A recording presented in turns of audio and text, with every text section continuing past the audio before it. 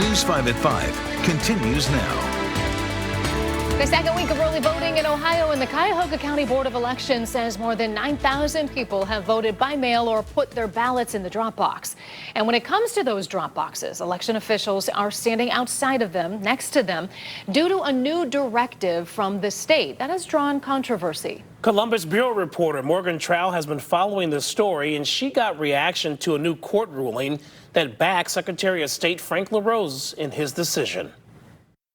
As we're in the second week of early voting, the Ohio Supreme Court has ruled that regulations on the ballot box can remain. All it does is create undue burdens for voters and elections officials alike. A decision that Jen Miller with the League of Women Voters says will make it much more difficult for people with disabilities to vote. In a 4-3 decision, the Republican justices have allowed Secretary of State Frank LaRose's directive to stay in place. He has required all individuals dropping off someone else's ballot to sign a legal form sharing who they are and whose ballot they're submitting. They ruled that since we're already early voting, the court shouldn't order any changes to the current policy. The rationale that it's too close to the election to change the rules seems to be favoring those who want to see elections run more narrowly, folks who see the benefit from having barriers based on ideology of fraud. Elections law expert Atiba Ellis explains that right now there's a defined list of who can submit absentee ballots other than yourself, which includes a spouse, a parent, or a child. Federal law allows for those with disabilities to have anyone of their choosing submit their ballot, and a U.S. court upheld that this summer. Although there is no evidence of widespread voter fraud, LaRose put the new Dropbox restrictions into place. We work to keep it rare by having the right rules in place. Miller says all it does is disenfranchise voters. It will make it harder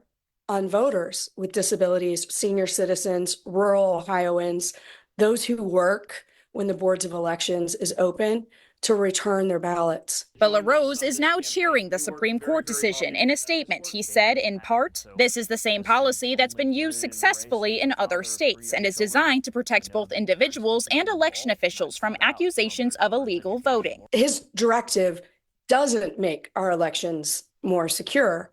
All it does is make voting harder. Some boards of elections have been working with LaRose's office and have found some workarounds, such as having officials sit by the drop box so that people dropping off ballots don't need to leave their cars to sign the forms. At the Ohio State House, I'm Morgan Trow reporting. The Justice Department announced today that it will be monitoring elections in Portage County. The department will be watching for compliance with federal voting rights laws. This comes after voters in Portage County said that they were concerned about voter intimidation. Last month, we reported that the Portage County Sheriff sparked some controversy over a political Facebook post on his personal and professional pages asking for the names of people who have signs supporting Kamala Harris in their yards. The sheriff said that his post was misinterpreted, but the Portage County Board of Elections chose not to use the Sheriff's Department to provide security this election